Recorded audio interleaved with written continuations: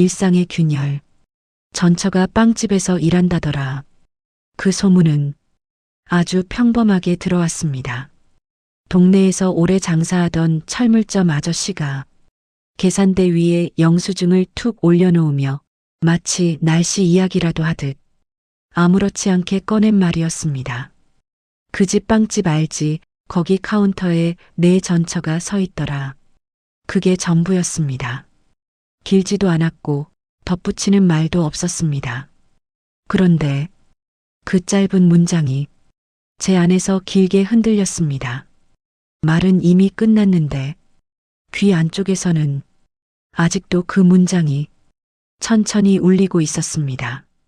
사람은 큰 충격보다 이렇게 작은 말 한 줄에 더 오래 흔들릴 때가 있습니다. 큰 충격은 누구나 충격이라고 인정하지만 이런 말은 충격이라고 말하기엔 괜히 유난스러워 보일까봐 혼자서만 오래 붙들게 되기 때문입니다. 나는 그 자리에서 아무 말도 하지 않았습니다. 아저씨는 못 하나를 들고 다른 손님 쪽으로 고개를 돌렸고 그 일상적인 동작 하나가 이 이야기를 더 현실처럼 만들어버렸습니다. 집으로 돌아오는 길 나는 같은 신호등을 2번이나 건넜습니다. 초록불이 켜지고 삐빅하는 소리가 나고 사람들이 건너가고 다시 빨간불이 켜졌는데 나는 그 흐름을 제대로 따라가지 못했습니다. 옆에서는 누군가 추워 죽겠네 하고 중얼거렸고 멀리서는 오토바이 배달이 웅 하는 소리를 남기고 지나갔지만 그 소리들은 모두 남의 소리처럼 들렸습니다. 내 귀는 열려 있었는데 내 머리는 어딘가 멀리 가 있었습니다. 집에 돌아오면 늘 하던 일들이 있습니다. 물을 끓이고 약을 챙기고 TV를 켜놓고 리모컨을 손에 쥔 채 채널을 몇 번 넘기다가 결국 늘 보던 프로그램에 멈추는 그런 저녁입니다. 그런데 그날은 그 일상이 제대로 이어지지 않았습니다. 물은 끓었는데 컵을 찾지 못했고 리모컨을 들고 있으면서도 화면이 눈에 들어오지 않았습니다. TV에서는 사람들이 웃고 있었는데 나는 왜 웃는지 끝까지 알지 못했습니다. 그때 수진이 물었습니다. 무슨 일 있어요? 아주 조심스러운 목소리였습니다. 묻는 말이었지만 캐묻는 말은 아니었습니다. 나는 아무것도 아니야라고 말하려고 했습니다. 그 말은 목까지 올라왔는데 이상하게 거기서 멈췄습니다. 대신 입에서 나온 말은 조금 다른 말이었습니다. 그냥 그 사람이 빵집에서 일한대. 말은 짧았고 설명도 없었습니다. 그런데 그 말을 하고 나서 나는 괜히 더 숨이 막혔습니다. 수지는 고개를 끄덕였습니다. 그리고 내 얼굴을 아주 잠깐 하지만 분명히 오래 보았습니다. 그 눈빛은 캐묻는 눈빛이 아니었고 따져 묻는 눈빛도 아니었습니다. 내 마음이 어디로 튈지 내가 어떤 말을 더 하지 않으려 하는지 미리 살피는 눈빛이었습니다. 나는 그 눈빛을 피하지 못했습니다. 괜히 내가 무언가를 숨기고 있는 사람처럼 그 자리에 가만히 앉아 있었습니다. 빵 굽는 냄새는 사람을 돌아오게 합니다. 그때는 아직 빵 냄새를 맡지도 않았는데 벌써 발목이 묶인 것처럼 나는 시장 쪽 골목을 머릿속에서 몇 번이나 되돌아가고 있었습니다.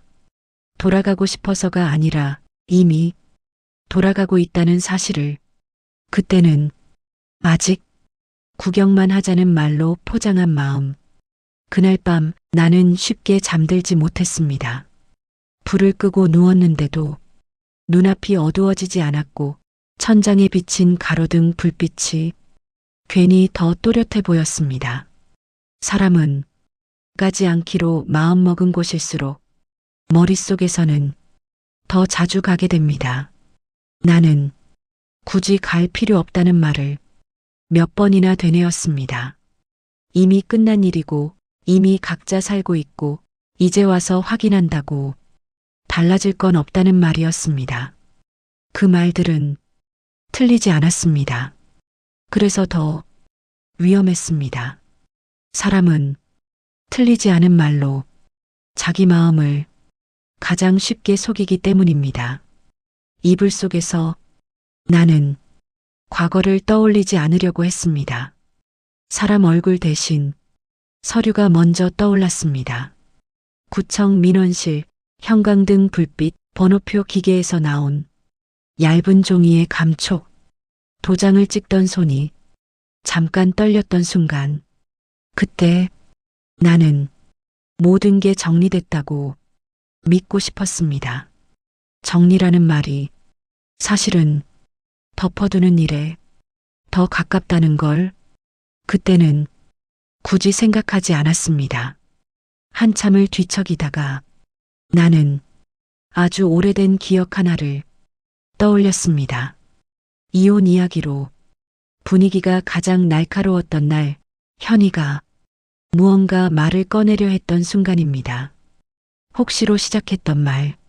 나는 그 말을 끝까지 듣지 않았습니다. 듣지 못한 게 아니라 듣지 않기로 결정한 쪽에 가까웠습니다. 그 순간 책임이 생길까 봐서도 아니었고 상처를 줄까 봐서도 아니었습니다. 내 인생 계획이 조금이라도 어긋날까 봐 그게 더 컸다는 사실을 나는 이제야 조용히 인정할 수 있었습니다. 아침이 되었을 때 밤의 생각들은 사라지지 않았습니다. 오히려 더 또렷해졌습니다. 나는 평소처럼 옷을 입고 평소처럼 신발을 신었지만 그날의 움직임은 어딘가 느렸습니다. 수지는 내 변화를 굳이 묻지 않았습니다. 묻지 않는다는 건 모른다는 뜻이 아니라 이미 느끼고 있다는 뜻이라는 걸 나는 그날의 공기로 알 수 있었습니다. 점심 무렵 수진이 말했습니다. 시장 쪽에 볼 일 있지 않았어요? 그 말은 권유도 아니었고 허락도 아니었습니다. 그저 이미 정해진 흐름을 확인하는 말처럼 들렸습니다. 나는 잠깐 망설이다가 고개를 끄덕였습니다. 그리고 이렇게 덧붙였습니다. 그냥 구경만 하자. 그 말은 누군가를 설득하기 위한 말이 아니라 내 자신을 안심시키기 위한 말이었습니다. 구경이라는 말 속에는 책임도 없고 결정도 없고 돌아설 수 있는 여지도 남아있으니까요. 수지는 아무 말도 하지 않았습니다. 대신 가방을 챙겼고 외투를 입었고 현관문 앞에서 잠깐 멈췄습니다. 그 잠깐의 멈춤이 나에게는 지금이라도 돌아갈 수 있다는 마지막 신호처럼 느껴졌습니다. 나는 그 신호를 받아들이지 않았습니다. 문이 닫히는 소리가 평소보다 크게 들렸고 엘리베이터 안은 괜히 더 조용했습니다. 나는 아직 빵 냄새를 맡지 않았는데도 이미 그 냄새 쪽으로 끌려가고 있다는 느낌을 지울 수 없었습니다. 빵 굽는 냄새는 사람을 돌아오게 합니다. 돌아온다는 건 용기를 낸다는 뜻이 아니라 피해오던 장면 앞에 스스로를 세워두는 일일 때가 더 많습니다. 그날의 나는 아직 몰랐습니다. 그 구경이 내 인생에서 가장 오래 눈을 피하고 싶었던 장면으로 이어질 거라는 걸. 동네 계절시장 진입, 빵 냄새가 시작되는 거리. 집을 나설 때 날씨를 확인하지는 않았습니다. 비가 올 것 같지도 않았고 그렇다고 맑다고 말하기도 애매한 날이었습니다. 계절은 겨울에서 봄으로 넘어가는 중간쯤이었고 공기는 차가운데 햇빛은 괜히 밝았습니다. 이런 날씨는 사람을 더 방심하게 만듭니다. 별일 없을 거라는 생각이 아무 근거 없이 자꾸 들기 때문입니다. 지하철을 타고 두 정거장을 지나 익숙한 역에서 내렸습니다. 이 역은 예전에도 자주 내리던 역이었고 그래서 더 아무렇지 않은 척 내릴 수 있었습니다. 수지는 내 옆에서 말이 없었습니다. 말이 없다는 건 불편하다는 뜻도 무심하다는 뜻도 아니었습니다. 그저 이 순간에 굳이 말을 붙이지 않겠다는 태도처럼 느껴졌습니다. 지하철 출구 계단을 올라갈 때 계단 끝에서 불어오는 바람이 옷 안으로 들어왔습니다. 그 바람이 왜인지 모르게 잠깐 나를 멈추게 했습니다. 나는 고개를 들지 않고 계단 끝에 적힌 출구 번호만 보았습니다. 이미 방향은 정해져 있었으니까요. 시장 입구는 항상 조금 어수선합니다. 사람들이 한꺼번에 몰리고 손수레가 엇갈리고 가게 앞 천막이 바람에 흔들립니다. 비닐봉지가 서로 부딪히는 소리, 생선 비린내, 어묵 국물 냄새가 한꺼번에 섞여 공기를 채웁니다. 나는 그 소리와 냄새 속으로 아무 말 없이 들어갔습니다. 누가 끌고 간 것도 아니고 밀린 것도 아니었습니다. 그저 발이 앞으로 나갔고 나는 그걸 굳이 막지 않았습니다. 수지는 내 반발 뒤에서 같은 속도로 걸었습니다. 빠르지도 않았고 늦지도 않았습니다. 그 거리감이 괜히 더 선명하게 느껴졌습니다.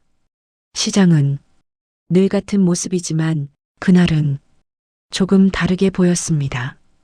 예전에는 아무 생각 없이 지나치던 가게들이 하나하나 눈에 들어왔습니다. 떡집 앞에 쌓인 찹쌀떡, 반찬가게 냉장고 안에 김치통, 꽃집에서 물을 뿌리는 소리, 모두 살아있는 사람들의 생활 소리였습니다. 나는 그 생활 속으로 잠깐 들어갔다가 나올 생각이었습니다. 그 정도면 괜찮다고 스스로에게 말할 수 있을 것 같았습니다. 시장 중간쯤에서 골목 하나가 살짝 옆으로 빠집니다. 큰 간판도 없고 눈에 띄는 표시도 없지만 한번 알면 자꾸 기억에 남는 골목입니다.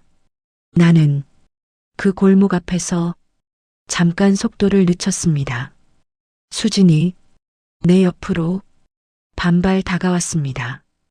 아무 말도 하지 않았지만 그 움직임만으로도 지금이라도 돌아갈 수 있다는 신호처럼 느껴졌습니다. 나는 그 신호를 확인만 했을 뿐 받아들이지는 않았습니다. 골목 안으로 들어서는 순간 시장의 소음이 조금 멀어졌습니다. 대신 낮게 깔린 소리들이 들리기 시작했습니다. 오븐 팬이 돌아가는 웅 하는 소리, 가게 문이 열릴 때 울리는 작은 종소리, 그리고 아주 은근하게 공기 속에 섞인 빵 냄새. 아직 가게는 보이지 않았는데 냄새가 먼저 와 있었습니다. 빵 굽는 냄새는 사람을 돌아오게 합니다. 그 냄새는 잡아 끌지 않고 다그치지도 않습니다. 그저 여기까지는 와 있구나 하고 조용히 알려줄 뿐입니다. 나는 그 냄새 앞에서 발걸음을 멈추지 않았습니다. 멈추지 않았다는 건 용기를 냈다는 뜻이 아니라 그냥 계속 걷기로 했다는 뜻이었습니다. 그날의 나는 아직도 구경만 하자는 말을 손에 쥔 채였고 그 말이 얼마나 오래 내 발을 앞으로 보내줄지에 대해서는 생각하지 않았습니다. 생각하지 않았다는 사실 자체가 이미 하나의 선택이었다는 걸 그때는 굳이 인정하지 않았을 뿐입니다. 빵가게 장면, 카운터에 선 전처, 그리고 생활이라는 얼굴. 그녀는 카운터에 있었습니다. 이름은 현이라고 해두겠습니다. 예전에 집에서 보던 얼굴과 완전히 같지는 않았지만 그렇다고 전혀 모르는 얼굴도 아니었습니다. 오래 보지 않은 사람을 멀리서 마주칠 때처럼 낯설고 익숙한 감정이 겹쳐진 얼굴이었습니다.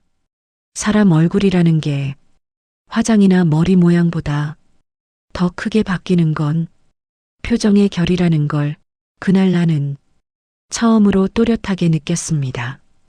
현이의 표정은 예전보다 덜 단단해 보였고 동시에 더 단단해 보였습니다. 말이 이상하지만 그게 내가 본 그대로였습니다. 예전에 현이는 집안에서 참는 얼굴이 많았습니다. 말을 아끼는 얼굴, 표정을 줄이는 얼굴, 먼저 고개를 숙이는 얼굴. 그 참는 얼굴은 언제나 어딘가 날카로웠습니다. 그날 카운터에 선 현이의 얼굴은 달랐습니다. 참는 얼굴이 아니라 해야 하는 일을 하고 있는 얼굴이었습니다. 그 차이는 설명하기 어려웠지만 눈을 떼기 어려울 만큼 분명했습니다. 손은 빠르게 움직이고 있었습니다. 봉지를 집는 손끝에는 망설임이 없었고 빵을 담는 순서도 익숙해 보였습니다. 계산기를 누르는 속도는 일의 흐름에 맞춰 자연스럽게 이어졌고 그 속도에는 누군가를 의식하는 흔적이 보이지 않았습니다. 감사합니다. 그 말은 손님을 향해 의미를 담아 건네는 말이 아니라 하루에 수십 번씩 자연스럽게 나오는 생활의 말처럼 들렸습니다. 나는 그 말에서 감정을 찾으려 하지 않았습니다. 그럴 필요가 없어 보였기 때문입니다. 수지는 내 옆에서 메뉴판을 보는 척하고 있었습니다. 가격을 확인하는 척, 사진을 보는 척. 하지만 나는 알고 있었습니다. 그녀의 시선이 메뉴가 아니라 내 쪽에 와 있다는 걸, 정확히는 내 숨이 어디로 가는지를 듣고 있다는 걸. 나는 숨을 최대한 천천히 쉬려고 했습니다.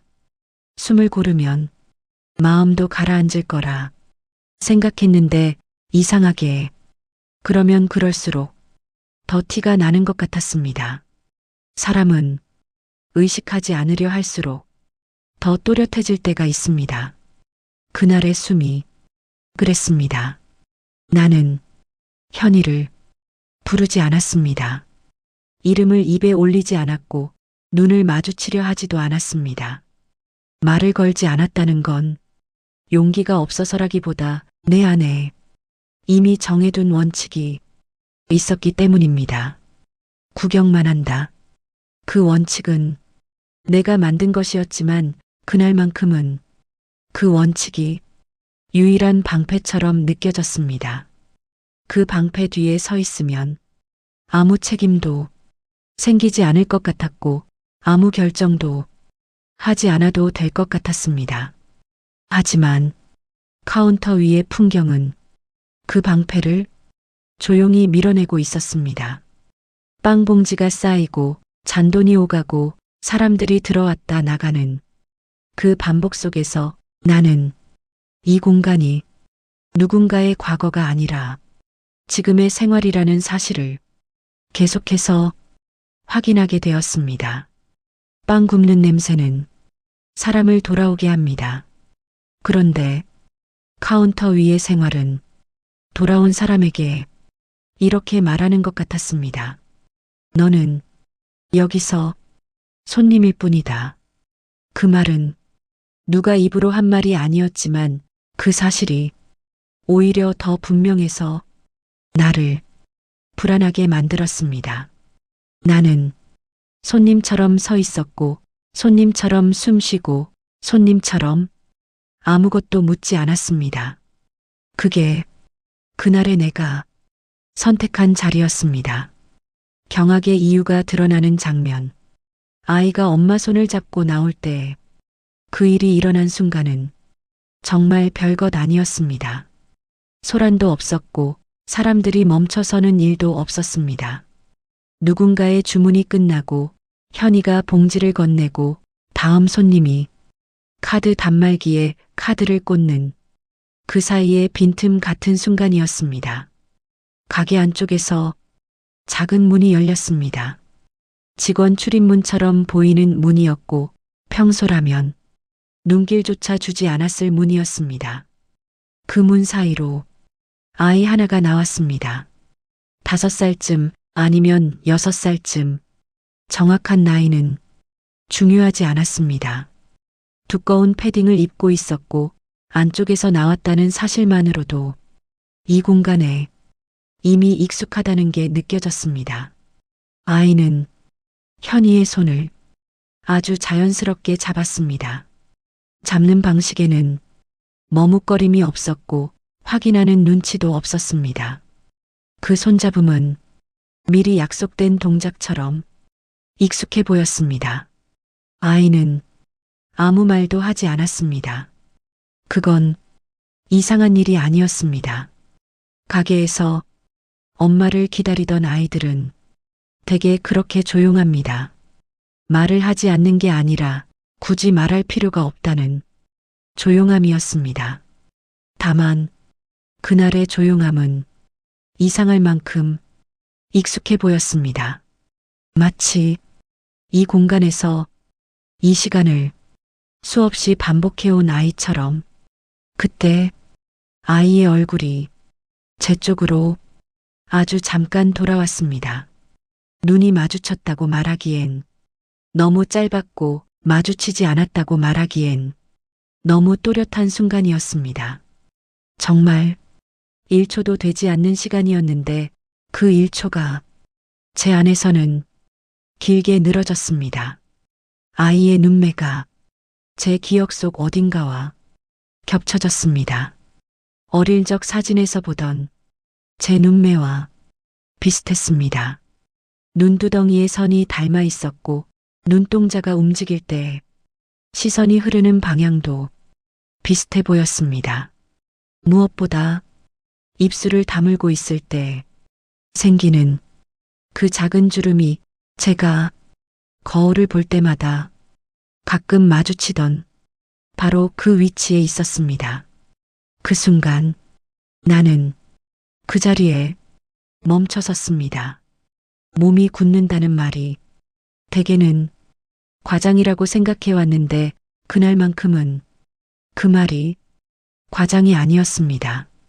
다리가 내 것이 아닌 것처럼 느껴졌고 손끝에 힘이 빠졌습니다. 머리가 하얘진다는 말도 마찬가지였습니다. 아무 생각이 안 나는 상태가 아니라 생각이 너무 많아서 어느 하나도 붙잡히지 않는 상태였습니다. 입이 떨어지지 않았습니다. 입이 떨어지지 않는다는 건 말을 못한다는 뜻이 아니라 내가 해야 할 말이 무엇인지조차 판단이 안 되는 상태였습니다. 그 상태는 누군가가 소리를 지르거나 폭력을 행사해서 생기는 충격과는 전혀 다른 종류였습니다. 내가 오래 외면해온 사실이 아무 설명도 없이 내 눈앞으로 걸어 나오는 장면에서 사람은 이렇게 멈춘다는 걸 그날 처음 알았습니다. 주변은 아무렇지 않게 흘러가고 있었습니다. 카드 결제 소리가 났고 봉지가 흔들렸고 문 옆에 종이 작게 울렸습니다. 그 평범함이 오히려 더 또렷하게 나를 고립시켰습니다.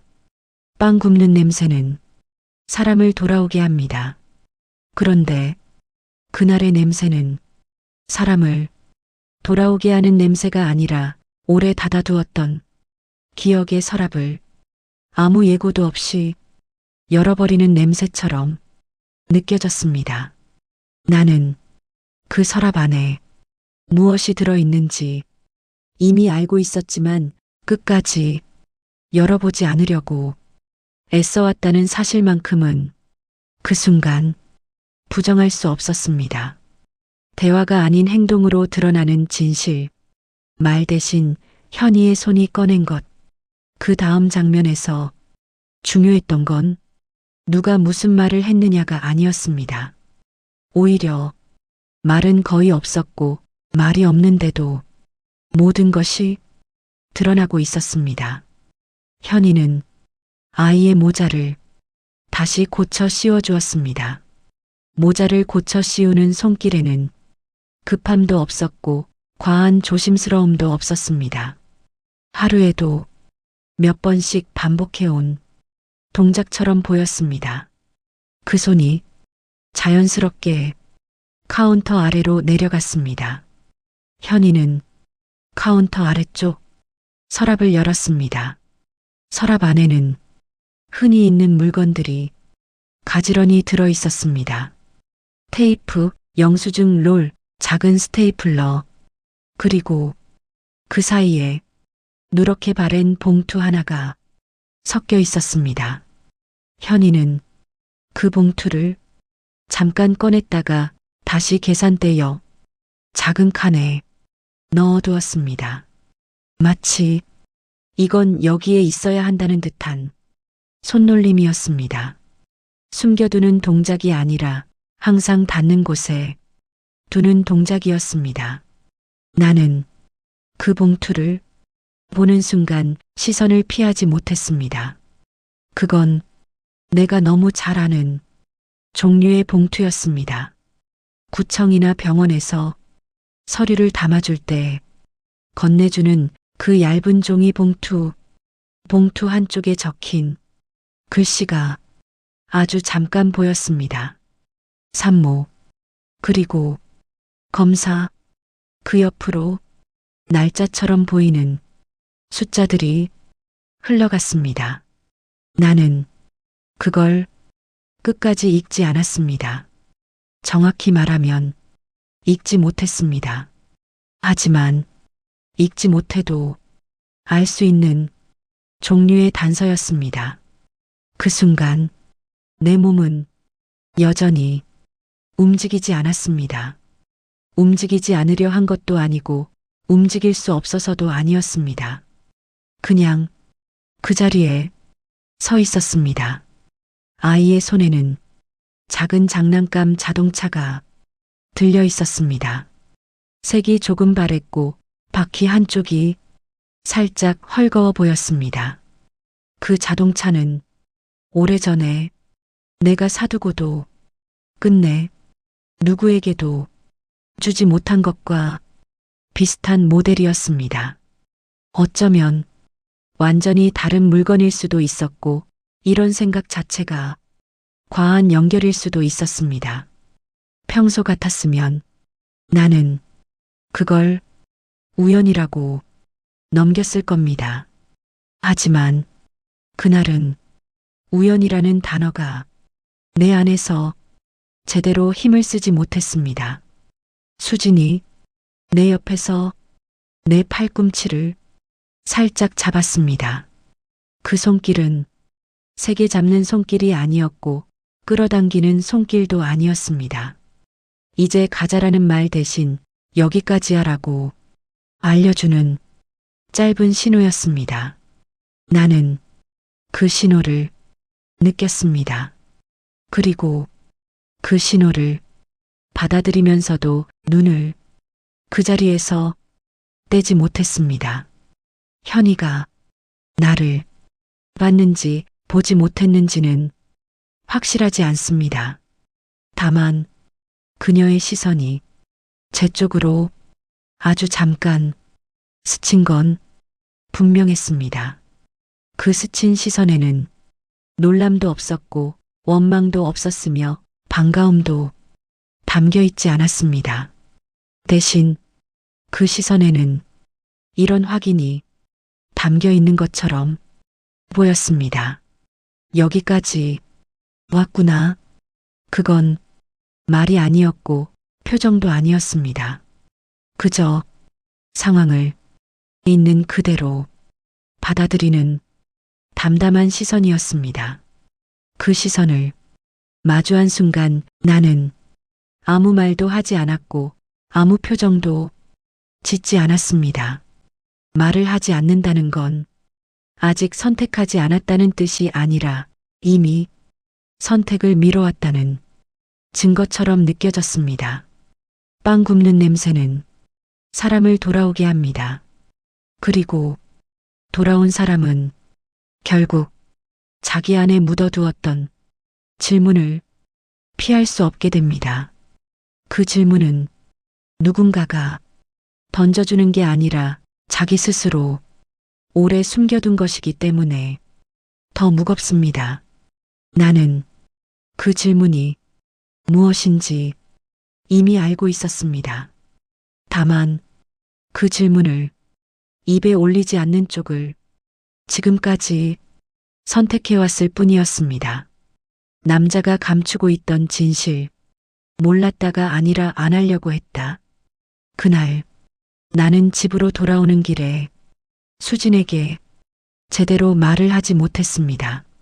말이 안 나와서라기보다 말이 나오면 내가 그 자리에서 무너질 것 같았기 때문입니다. 지하철 안에서 사람들은 각자의 자리에 앉아 각자의 화면을 보고 있었고 나는 그 사이에 앉아 아무 화면도 보지 못했습니다. 수지는 아무것도 묻지 않았습니다. 그 침묵이 오히려 더 많은 말을 하고 있는 것처럼 느껴졌습니다. 사실을 말하면 이렇습니다. 이혼 직전 현이가 내게 한번 말한 적이 있습니다. 몸이 좀 이상해. 병원에 가봐야 할 것 같아. 그 말은 아주 조심스럽게 나왔고 상대의 반응을 미리 살피는 말이었습니다. 나는 그 말을 아주 대충 받아쳤습니다. 요즘 다 그래. 좀 쉬면 나아질 거야. 그때의 나는 그 말이 상처가 될 수 있다는 생각을 굳이 하지 않았습니다. 그저 넘기고 싶었습니다. 그때 나는 바빴습니다. 바쁘다는 건 사실 변명이라는 걸 나는 알고 있습니다. 하지만 그 당시에 나는 바쁘다는 말로 많은 것들을 밀어냈습니다. 집안의 공기, 현이의 얼굴, 자주 비는 냉장고, 늘 젖어 있는 욕실 바닥. 그런 것들이 조금씩 쌓여가고 있었는데도 나는 그걸 나중에라는 단어로 덮어두었습니다. 나중에 시간 나면 조금 지나서 그 말들은 결정을 미루는 말이 아니라 보지 않겠다는 말에 더 가까웠습니다. 그리고 결정적인 순간이 있었습니다. 이혼 이야기로 감정이 가장 격해졌던 날 현이가 다시 말을 꺼내려 했던 순간입니다. 혹시 그 말은 끝까지 나오지 않았습니다. 나는 그 말을 끝까지 듣지 않았습니다. 듣지 못한 게 아니라 듣지 않기로 선택한 쪽에 가까웠습니다. 그때의 나는 책임이 생길까 봐서 그 말을 막은 게 아니었습니다. 내 인생 계획이 조금이라도 꼬일까 봐 그게 더 컸다는 걸 나는 이제야 조용히 인정할 수 있습니다. 내가 감춘 진실은 아이의 존재를 몰랐다는 것이 아니었습니다.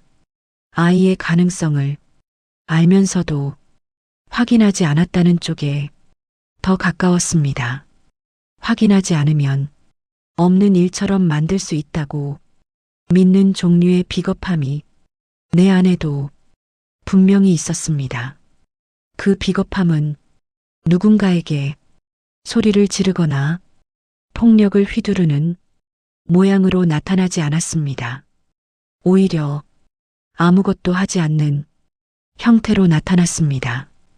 병원에 같이 가지 않는 것, 서류를 서둘러 끝내는 것, 연락을 끊는 것, 설명을 듣지 않는 것, 그런 무행동들이 사람의 인생을 천천히 그러나 확실하게 바꿉니다. 그날 빵집에서 나는 그 무행동이 어디까지 흘러왔는지를 처음으로 눈으로 보았습니다. 빵 굽는 냄새는 사람을 돌아오게 합니다. 그리고 돌아온 사람은 결국 자기 손으로 하지 않았던 선택들이 어떤 결과를 만들었는지를 피할 수 없게 됩니다. 그 결과는 누군가가 들이미는 것이 아니라 아무 말 없이 그 자리에 이미 놓여 있는 경우가 더 많습니다. 나는 그 사실을 그날에서야 제대로 보았습니다. 그리고 보았다는 것만으로 아무것도 바뀌지 않는다는 사실도 함께 알게 되었습니다. 단서인물, 빵집 사장, 그리고 아이를 데려오면 안 되나요의 생활. 며칠 뒤 나는 혼자 그 빵집 근처를 다시 지나갔습니다. 미리 정해둔 목적지는 없었고 그렇다고 우연이라고 말하기에도 애매한 발걸음이었습니다. 가게 안으로 들어가지는 않았습니다. 들어갈 자격이 있는지도 잘 모르겠다는 마음이 앞섰기 때문입니다. 그렇지만 사람은 자격이 없다고 느낄수록 이상하게 그 주변을 더 오래 맴돕니다. 가게 밖에서 잠깐 멈춰 섰을 때 문이 열리며 한 사람이 나왔습니다. 쓰레기 봉투를 한 손에 들고 있었고 동작은 익숙해 보였습니다.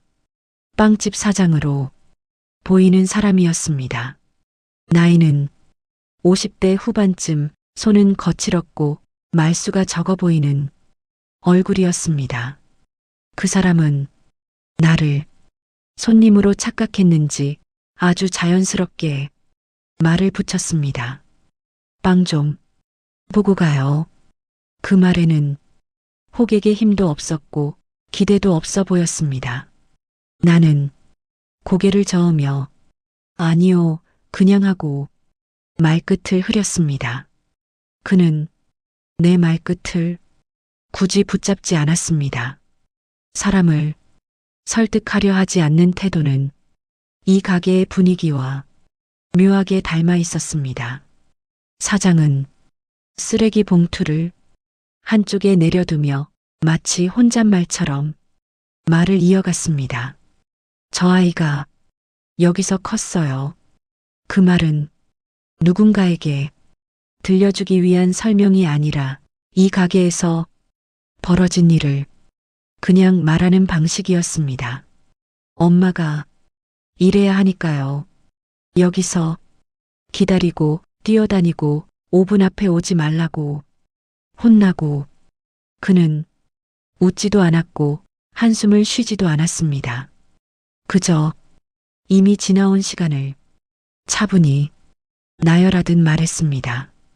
그 말 속에는 누군가를 탓하는 기색이 전혀 없었습니다. 아이를 데려온 엄마를 비난하는 것도 아니었고 사정을 설명하는 것도 아니었습니다. 오히려 사람이 살면 이렇게 된다는 느낌에 가까웠습니다. 엄마는 일을 하고 아이는 기다리고 가게는 돌아가고 빵은 구워집니다. 하루는 끝나고 다음 날은 다시 시작됩니다. 그 반복이 이 가게를 여기까지 데려온 것처럼 느껴졌습니다. 나는 그 말을 들으면서 아무 질문도 하지 않았습니다. 아버지는요? 괜찮은 건가요? 그런 말은 입에 오르지 않았습니다. 이 자리에서는 그런 질문이 필요 없어 보였기 때문입니다. 사장은 다시 봉투를 들고 가게 안으로 들어갔습니다. 문이 닫히며 작은 종소리가 짧게 울렸습니다. 나는 그 소리 앞에 잠깐 서 있다가 한 발 물러섰습니다. 그제야 이 장면이 내게 무엇을 말하고 있는지 조금 알 것 같았습니다. 아이를 데려오면 안 되나요라는 질문은 누군가의 입에서 나오는 말이 아니라 이 가게의 하루하루 속에서 이미 대답되고 있었습니다. 빵 굽는 냄새는 사람을 돌아오게 합니다. 하지만 그 냄새가 가장 먼저 품는 것은 화해도 아니고 복수도 아니었습니다. 결국 생활이었습니다. 그 생활이 아무 말 없이 계속되고 있다는 사실을 나는 아주 늦게서야 깨닫고 있었습니다. 시간이 흐른 뒤에 회상, 말하지 않은 것들이 남기는 무게. 시간은 참 이상합니다. 어떤 날은 지나간 일을 조용히 덮어주고 어떤 날은 이미 끝났다고 믿었던 장면을 다시 꺼내 눈앞에 올려놓습니다. 그날 빵집에서 본 아이의 얼굴은 시간이 지나도 흐려지지 않았습니다. 오히려 조금씩 다른 모습으로 내 일상에 끼어들기 시작했습니다.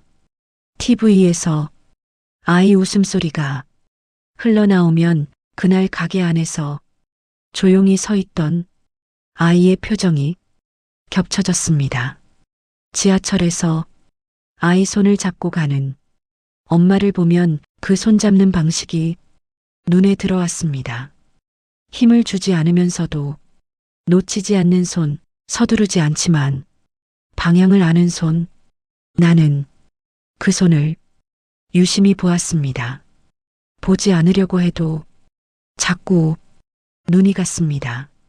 시간이 흐른다는 건 잊는다는 뜻이 아니라 생각하지 않아도 떠오르게 된다는 뜻에 더 가까웠습니다.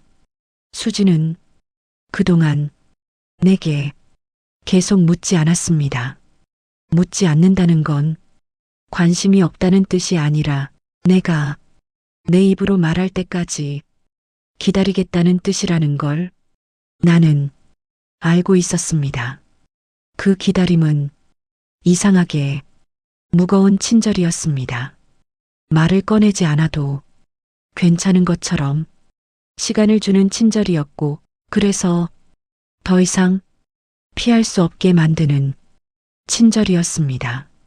어느 날 밤 집안이 유난히 조용했던 날, 나는 수진에게 아주 천천히 말을 꺼냈습니다. 그 아이가 말끝이 잠깐 멈췄습니다. 숨을 한번 고르고 다시 이어 말했습니다. 나랑 닮았어. 그 말은 단순한 관찰이 아니었습니다. 그동안 내가 입에 올리지 않으려고 애써왔던 질문을 드디어 밖으로 꺼내는 행위에 가까웠습니다. 그래서 그 한 문장을 말하는데 생각보다 오랜 시간이 걸렸습니다. 수지는 곧바로 대답하지 않았습니다. 잠시 시간이 흘렀고 그 사이 집안의 소리들이 더 또렷해졌습니다. 냉장고 모터 소리, 벽시계 초침 소리, 밖에서 지나가는 차 소리. 그제야 수진이 입을 열었습니다. 그래서요. 그 말은 질문이었지만 답을 재촉하는 질문은 아니었습니다. 결론을 강요하지도 않았고 방향을 정해주지도 않았습니다. 그 한마디가 오히려 나를 더 정직하게 만들었습니다. 나는 그 순간에도 어떻게 해야 할까라는 정답을 찾지 못했습니다. 무엇을 하면 옳은지, 무엇을 하지 않으면 비겁한지, 그런 기준은 여전히 손에 잡히지 않았습니다. 다만 이제는 하나만은 분명해졌습니다. 정답은 없고 선택만 있다는 것. 그리고 선택하지 않는 것도 결국 하나의 선택이라는 사실을 그 나이에 와서야 인정하게 되었습니다. 빵 굽는 냄새는 사람을 돌아오게 합니다. 그리고 돌아온 사람은 결국 자신이 어떤 선택을 해왔는지, 그 선택이 누군가의 생활을 어떻게 바꿔버렸는지를 뒤늦게라도 바라보게 됩니다. 그 바라봄이 곧바로 행동으로 이어지지 않아도 그 무게는 사라지지 않습니다. 말하지 않은 것들은 없어진 게 아니라 그저 조용히 쌓여 있을 뿐이라는 걸 나는 그 시간 속에서 조금씩 알아가고 있었습니다. 말하지 않는 결말, 누군가 조용히 문을 닫고 불을 끄는 장면, 내가 마지막으로 그 빵집 앞을 지나간 날은 초봄 비가 내리던 날이었습니다. 봄이라고 하기에는 아직 공기가 차가웠고 겨울이라고 하기에는 조금 느슨한 날씨였습니다. 비가 오는 날이 시장 골목은 늘 미끄럽습니다. 바닥에 고인 물 위로 사람들의 발자국이 겹쳐 찍히고 우산 끝에서 떨어진 물방울이 비닐 천막을 툭툭 두드리며 작은 소리를 냅니다. 그 소리는 시끄럽지 않아서 오히려 사람 마음을 더 조용하게 만듭니다. 가게 안은 여전히 불이 환했습니다. 유리창 너머로 오븐 팬이 돌아가는 낮은 소리가 공기처럼 깔려 있었고 카운터 위에는 빵 봉지들이 하나도 흐트러짐 없이 가지런히 쌓여 있었습니다. 하루가 아직 끝나지 않았다는 풍경이었습니다.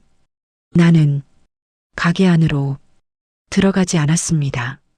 들어가서 무슨 말을 해야 할지 알 수 없었고 설령 말을 한다 해도 그 말이 누군가의 생활을 갑자기 바꾸지는 못할 것 같았습니다. 무엇보다도 그날의 나는 말보다 태도가 먼저여야 한다는 걸 처음으로 느끼고 있었습니다. 가게 문이 열리고 닫힐 때마다 작은 종소리가 몇 번 울렸습니다. 사람들이 하나둘 밖으로 나왔고 비를 피해 우산을 펴며 각자의 방향으로 흩어졌습니다. 그 사이 현이는 카운터를 닫고 있었습니다. 닦는 동작은 빠르지도 않았고 의미를 담아 보여주려는 동작도 아니었습니다. 그냥 늘 하던 속도였습니다. 아이도 그 자리에 있었습니다. 아이는 가게 안쪽 의자에 앉아 색연필로 무언가를 그리고 있었고 현이는 지나가며 아이의 머리를 한번 쓰다듬었습니다. 그 손길은 설명이 필요 없는 손길이었고 그 표정에는 이게 우리 하루라는 말이 담겨 있었습니다.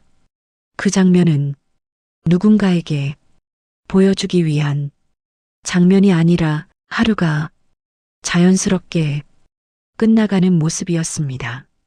그리고 어느 순간 사장이 셔터를 내렸습니다.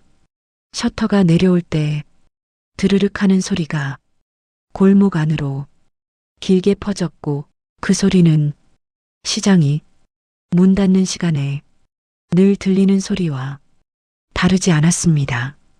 가게 안에 불이 하나씩 꺼졌습니다.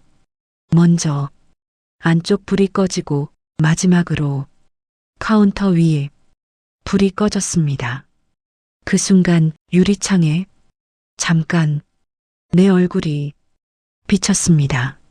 나는 그 얼굴을 오래 보지 못하고 시선을 내렸습니다. 빵 굽는 냄새는 사람을 돌아오게 합니다. 하지만 어떤 사람은 돌아와서도 끝내 들어가지 못하고 문 앞에 잠깐 서 있다가 비 오는 골목으로 조용히 돌아서기도 합니다. 그날 나는 우산을 다시 고쳐쥐고 시장 입구 쪽으로 천천히 걸어갔습니다. 손에는 아무것도 없었고 입에서는 아무 말도 나오지 않았습니다. 대신 마음 한구석에서 아주 오래 미뤄두었던 질문 하나가 비처럼 조용히 계속 내리고 있었습니다.